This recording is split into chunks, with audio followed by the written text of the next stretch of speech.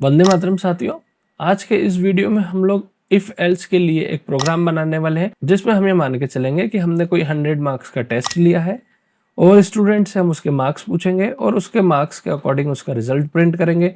यदि उसके मार्क्स 40 या 40 से अबव है तो हम प्रिंट कर देंगे पास, और यदि उसका मार्क्स 40 से कम है तो कुछ एक्शन परफॉर्म नहीं होगा, क्योंकि ये सिंपल इफ है ना, मतलब फॉल्स के केस में काम नहीं करेगा।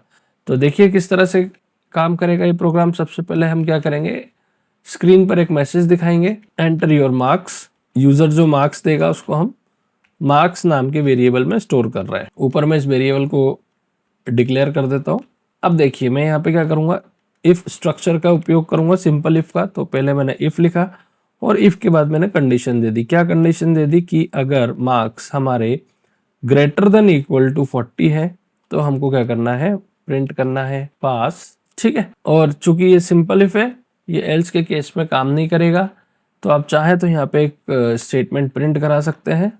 जैसे मैंने यहाँ बाहर एक स्टेटमेंट प्रिंट करा दिया, आउट ऑफ इफ स्ट्रक्चर। ठीक है, तो जब कंडीशन फॉल्स हो जाएगी तो हमारे प्रोग्राम का कंट्रोल इफ स्ट्रक्चर के बाहर आ जाएगा और ये स्टेटमेंट प्रिंट हो जाएगा। ये स्टेटमेंट पास के केस में भी प्रिंट होगा, है ना, मतलब वहां क्या होगा, पास प्रिंट होगा और फिर बाहर out of if structure print हो जाएगा, और फॉल्स के केस में कोई भी एक्शन परफॉर्म नहीं होगा, direct out of if structure चल जाएगा। ठीक है, अब यहाँ पर मैंने जो ग्रेटर देन इक्वल टू का उपयोग किया है, तो इसमें आप ध्यान रखिए, हमने रिलेशनल ऑपरेटर्स पढ़ चुके हैं।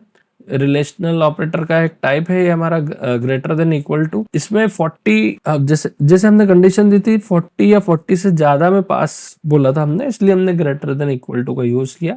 अगर मैं यहाँ पर खाली ग्रेटर देन लगाता तो 40 में भी हमारा जो रिजल्ट है वो पास का प्रिंट नहीं होगा, सीधे हम कहाँ आ जाएंगे, इफ स्ट्रक्चर के बाहर आ जाएंगे। तो ये ध्यान रखिए आप लोग, ग्रेटर देन और ग्रेटर देन इक्वल टू में क्या डिफरेंस है ये आप लोगों को पता ही होगा। ठीक है, तो अब देखिए इस प्रोग्राम को हम रन करके देखते हैं। देखिए जब हम इसको रन कर रहे हैं, हमारे सामने स्क्रीन पर एक मैसेज आया, एंटर योर मार्क्स। मैंने मार्क्स दे दिया 85, तो ये 85 जाके हमारे मार्क्स नाम के वेरिएबल में स्टोर हो गया। इसके बाद हमने जो कंडीशन दी थी, if marks greater than equal to 40, तो ये जो मार्क्स है वो 40 से ज्यादा है, इसलिए कंडीशन ट्रू हो जाएगी और आउटपुट में हमें पास मिल जाएगा। देखते हैं, पास भी प्रिंट हो गया और फिर हम बाहर आ गए इफ स्ट्रक्चर के, तो out of if structure print हो गया। अब एक केस देखते हैं फॉल्स वाला। चलिए अब इस प्रोग्राम को मैं फिर से रन करता हूं। ठीक है, देखिए मैंने इसे रन करा और अब मैं मार्क्स दे रहा हूँ 25, तो ये 25 जाके मेरे मार्क्स वाले वेरिएबल में स्टोर हो गया।